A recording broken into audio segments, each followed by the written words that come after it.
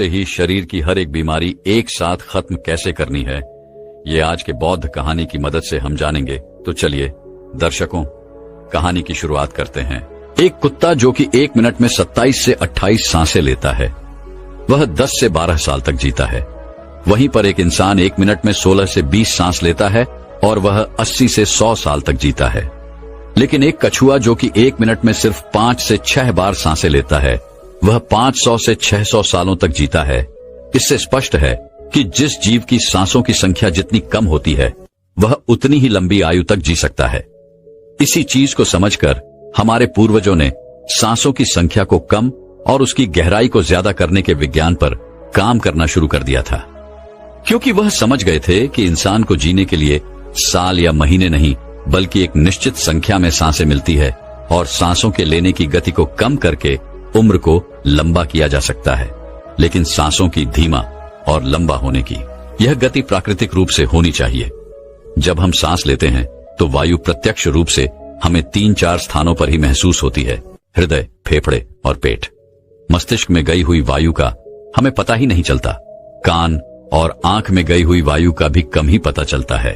श्वसन तंत्र से भीतर गई वायु अनेकों प्रकार से विभाजित हो जाती है, जो अलग अलग क्षेत्र में जाकर अपना अपना कार्य करके पुनः भिन्न रूप में बाहर निकलती है। यह सब इतनी जल्दी होता है कि हमें इसका पता ही नहीं चल पाता। यदि हम जोर से गहरी सांस लेते हैं तो तेज प्रवाह के साथ शरीर के अंदर बैक्टीरिया नष्ट होने लगते हैं।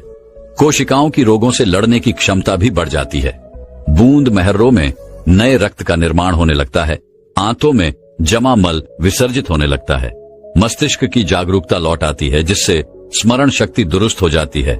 न्यूरॉन की सक्रियता से सोचने समझने की क्षमता पुनः जिंदा हो जाती है। फेफड़ों में भरी हवा से आत्मविश्वास वापस लौट आता है। आजकल अधिकतर लोगों की सांसें उखड़ी और बिखरी हुई रहती है।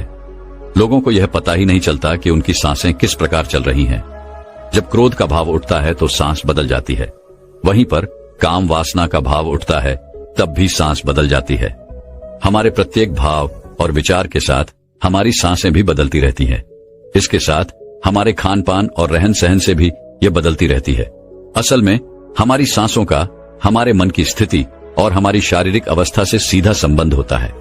पूरा योग विज्ञान ही सांसों को सही तरीके से लेने पर टिका हुआ है। तो अगर हम सिर्फ अपनी सांसों को सही तरीके से लेना सीख जाते हैं तो हमारा जीवन जादू की तरह बदल जाएगा।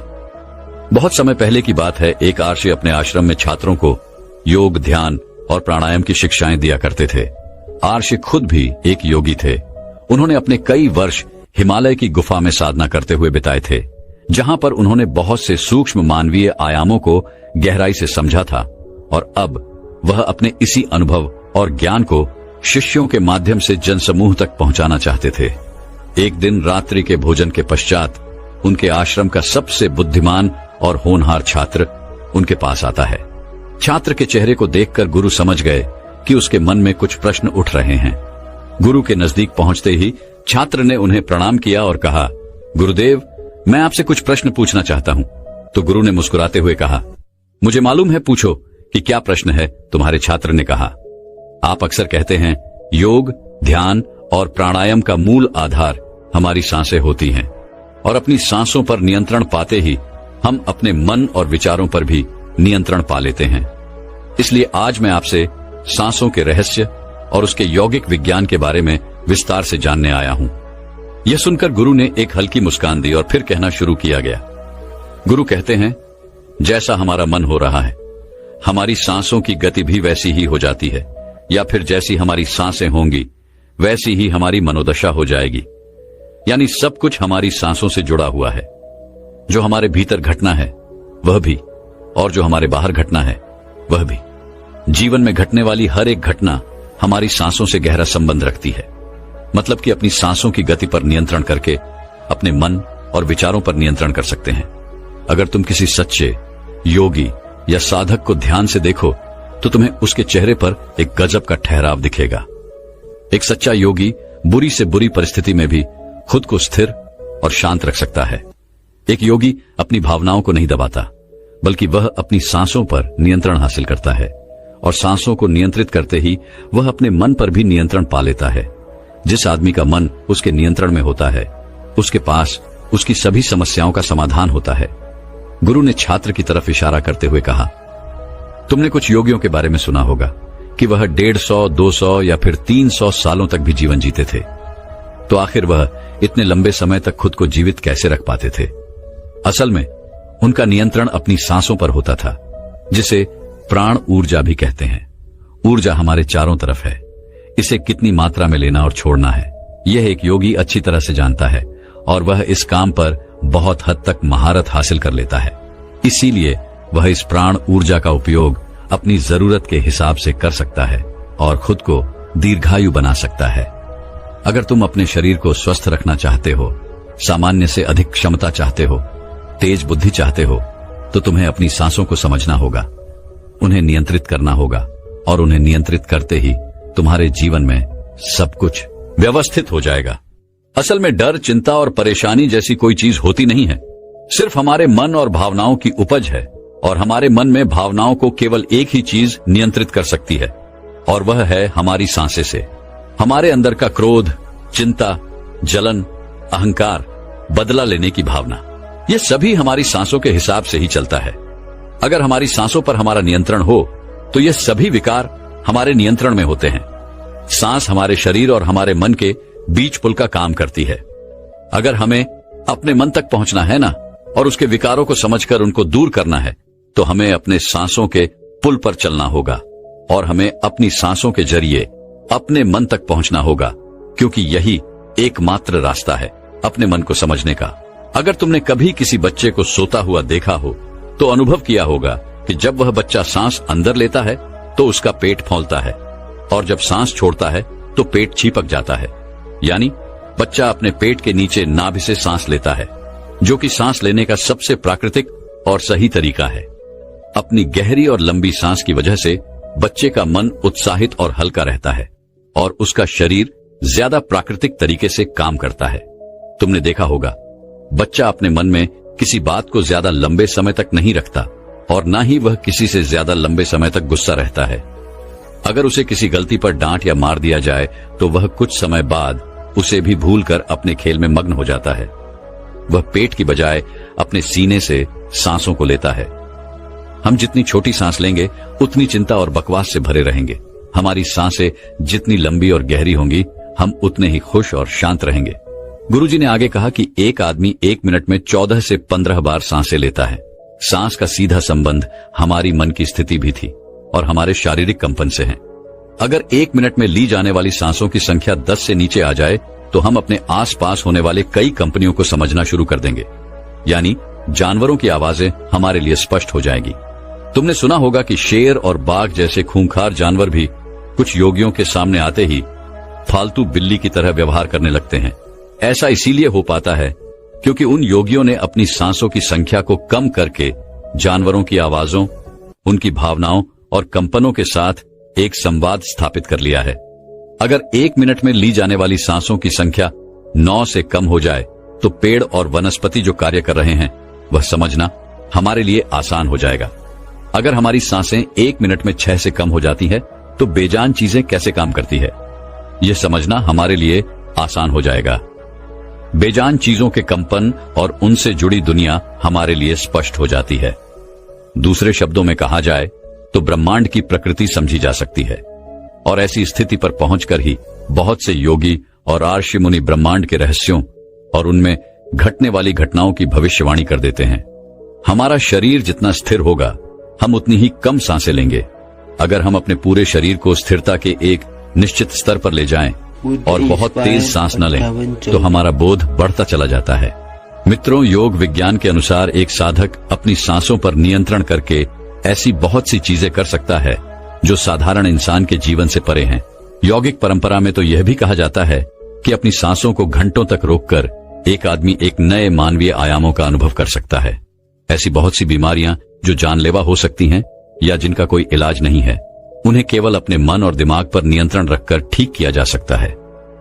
अपनी सांसों पर नियंत्रण करके व्यक्ति एक ऐसी मानसिक स्थिति तक पहुंच सकता है जहां जीवन में आने वाले उतार चढ़ाव उसे परेशान नहीं कर सकेंगे। कुछ लोगों को यह सब बातें कहानी लग सकती है क्योंकि आम तौर पर लोग ऐसा नहीं करते हैं और कोई भी चीज जिस पर उन्हें यकीन नहीं होता उसे अंधविश्वास कहकर नकार दिया जाता है। लेकिन पुरानी यौगिक परंपराओं का पालन करने वाले लोग ऐसी बातों का दावा करते हैं। उन्हीं लोगों में से एक है स्वामी रामानंद। स्वामी रामानंद हिमालय की गुफाओं में रहा करते थे। उन्होंने बचपन से ही योग की प्रणालियों का अभ्यास शुरू कर दिया था। 1970 में स्वामी रामानंद एक अमेरिकन रिसर्च लेबोरेटरी में गए।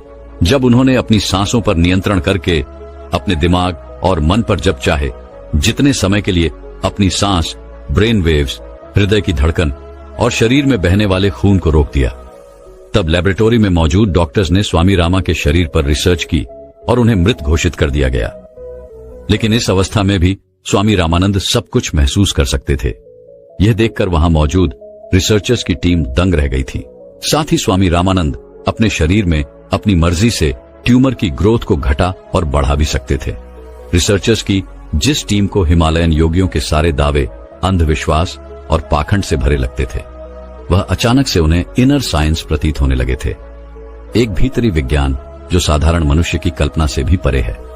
सांसों को ध्यानपूर्वक लेना, ये एक प्राचीन यौगिक टेक्निक है। एक योगी जब अपनी सांसों पर नियंत्रण हासिल कर लेता है, जब चाहे तब अपनी सांसों को रोक सकता है।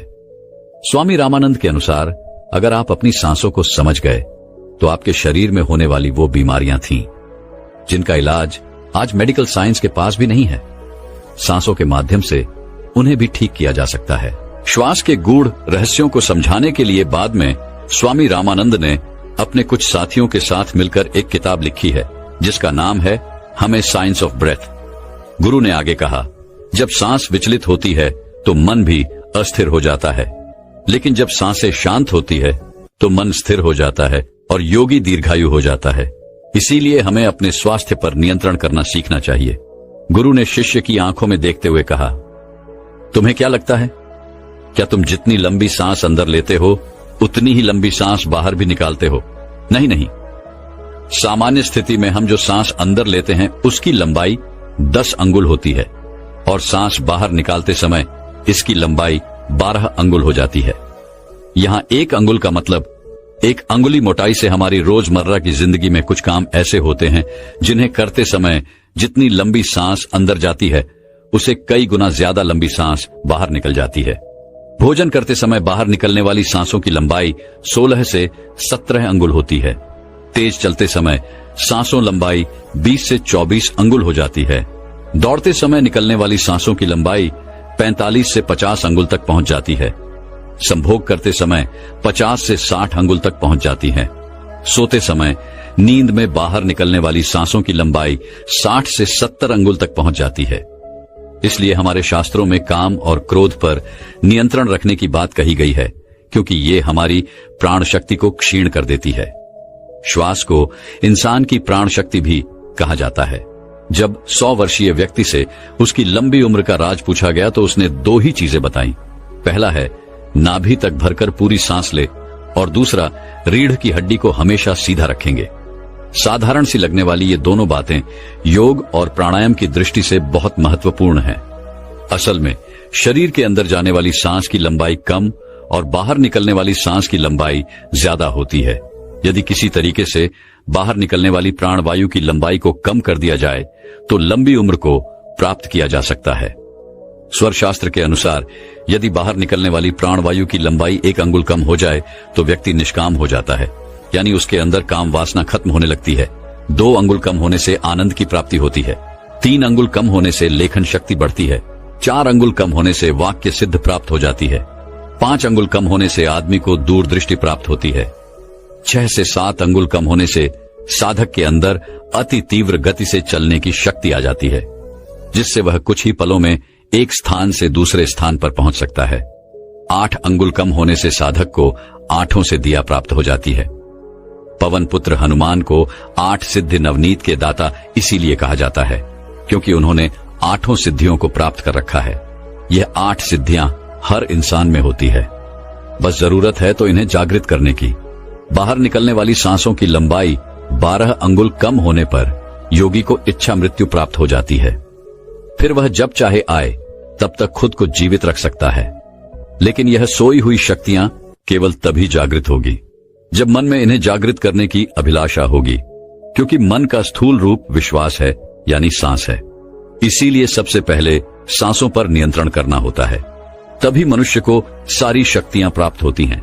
इसलिए नाड़ी विज्ञान में भी कहा गया है कि जो व्यक्ति रात में ईडा नाड़ी और दिन में पिंगला नाड़ी को रोकने में सफल होता है, वही असल में सच्चा योगी होता है। क्या आप जानते हैं कि हमारे जीवन का सबसे बड़ा रहस्य क्या है? हमारे जीवन का सबसे बड़ा रहस्य है हमारी यह सांसें। जब हमारा जन्म होता है तो सबसे हैरान करने वाली क्रिया होती है सांस लेना। हम सबके दिमाग में आता है कि हमारा जीवन तो सांसों से है, पर हम गर्भ में रहते हुए सांस कैसे लेते हैं, यह भी एक चमत्कार से कम नहीं है। वैसे हम सांसें तो मां के गर्भ में रहते हुए भी लेते हैं, और उसका माध्यम होता है गर्भनाल, जो कि बच्चे के नाभि से जुड़ी हुई होती है। और इंसान के शरीर में जितना रहस्य इन सांसों में है, उतना ही रहस्य में हमारी ये नाभि भी होता है। आप भी इसके शक्ति को महसूस कर सकते हैं। बस आप अपनी सांस को अपने नाभि तक पहुंचाना सीख जाइए। जब हम इस दुनिया में आते हैं तो हम सांसों पर सवार होकर आते हैं। सांस पर सवार होकर हमारा यह जीवन चलता है, और जब हमारी यह सांसें खत्म होती हैं तो हमारा जीवन भी समाप्त हो जाता है। परंतु अगर हम इस जीवन में सांस के रहस्य को समझ लें तो पूरे ब्रह्मांड का रहस्य आपके सामने खुल जाएगा। जब आपको डर लगता है तो आपके सांस की गति बदल जाती है। जब आप गुस्से में होते हैं तभी आपके सांस की गति अलग होती है। चाहे आप खुश हो, दुखी हो, प्रेम में हो, करड़ा में हो, ईर्ष्या में हो या गुस्से में हो, आपके सांसों की गति हर बार बदल जाती है।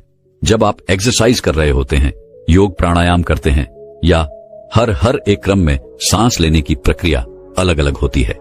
तो दोस्तों, आइए सबसे पहले हम सांस लेने के महत्व को जान लेते हैं। यदि एक योगी को योग के बारे में पता है तो वह योग में सांसों के महत्व को भी जानता है। यदि कोई एक्सरसाइज करने वाला व्यक्ति अपने सांसों को देखता है, उसे प्रत्येक व्यायाम के दौरान सांस लेने और छोड़ने की अच्छी समझ होगी। और सबसे महत्वपूर्ण बात यह है कि यदि आप ध्यान करते हैं तो आपको पता चलेगा कि केवल सांस को देखना ही आपको ध्यान की उच्चतम अवस्था तक पहुंचा सकता है।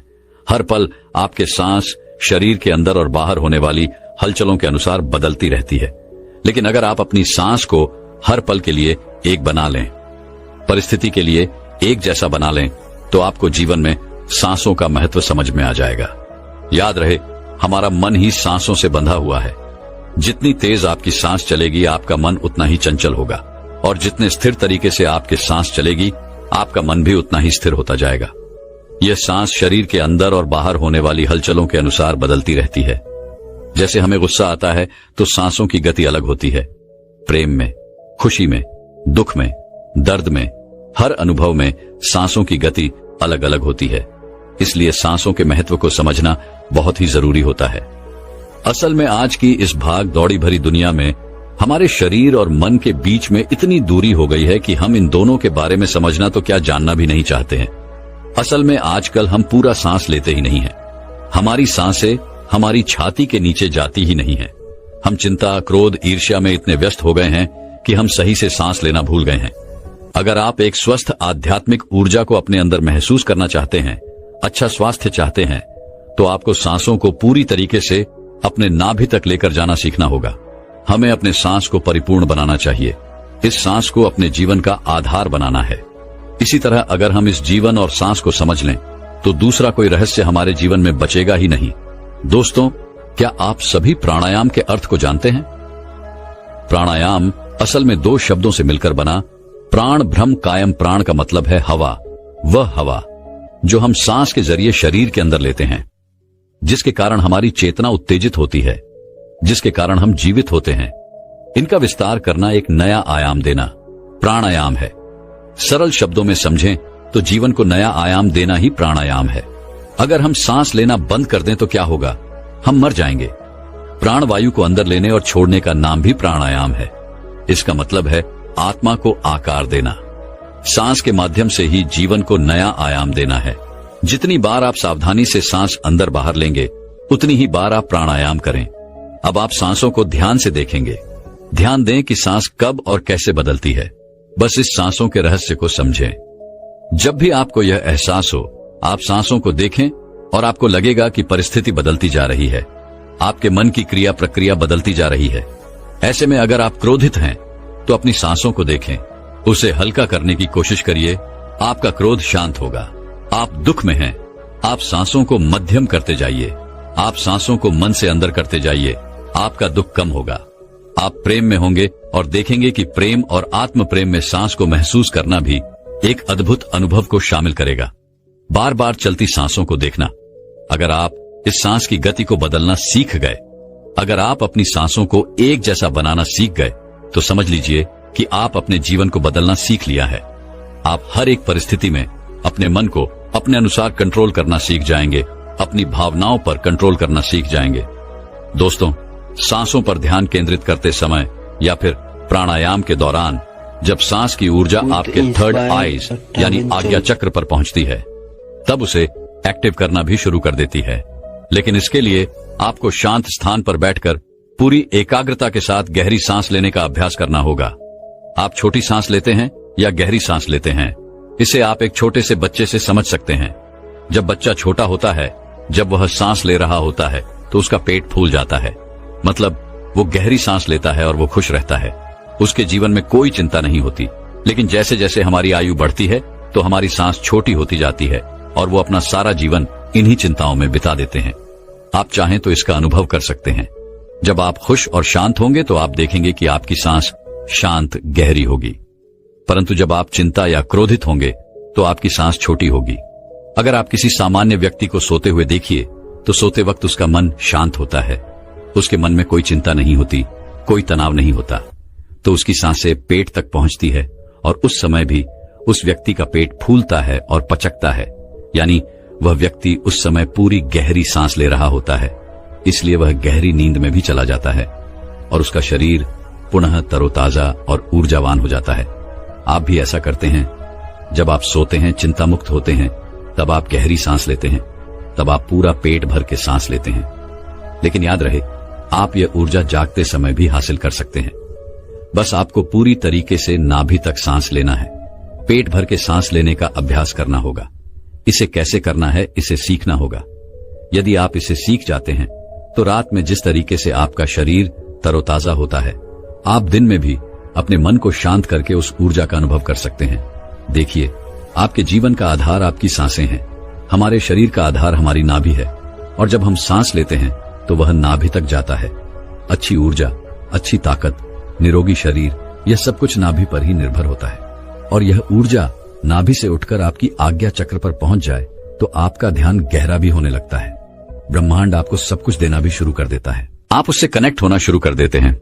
आपका हर एक श्वास आपके जीवन को बदलने की क्षमता रखता है।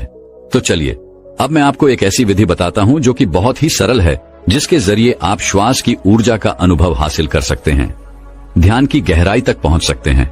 इसके नियमित अभ्यास से आप किसी भी वक्त अपनी स्वास्थ्य की ऊर्जा का उपयोग कर अच्छा स्वास्थ्य, शांत मन, तेज दिमाग और ब्रह्मांडीय ऊर्जा का सहयोग प्राप्त कर सकते हैं।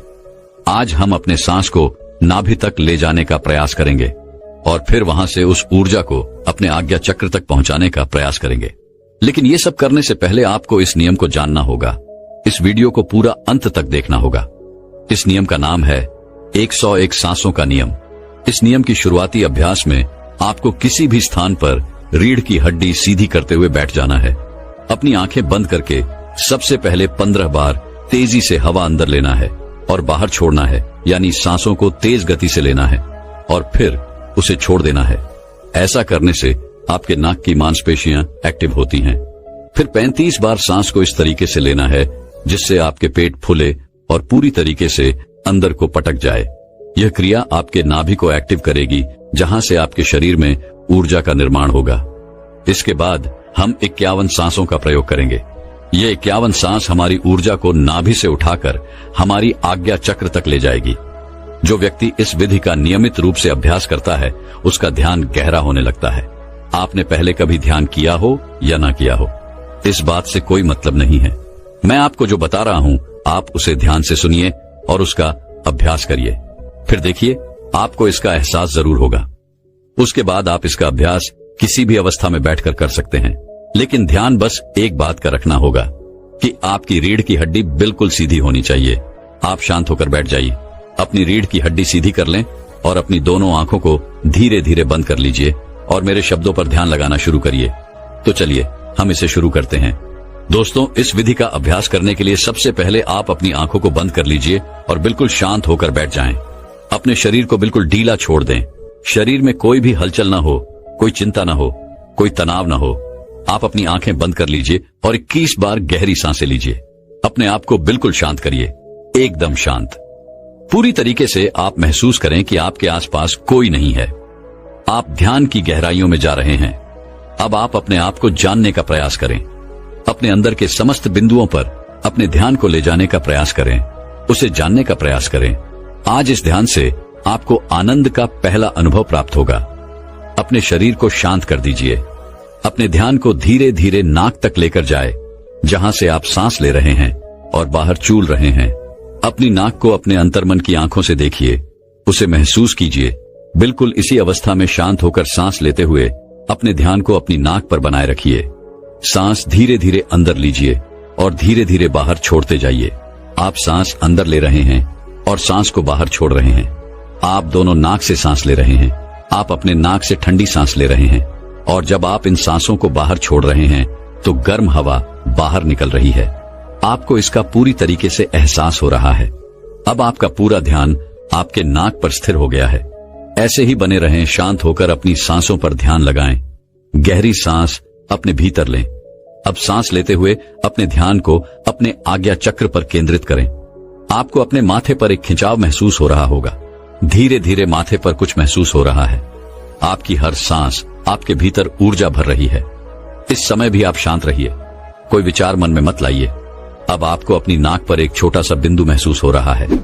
केवल इस बिंदु से सांस भीतर जा रहा है और बाहर आ रहा है। आपका दिमाग अब हल्का हो रहा है।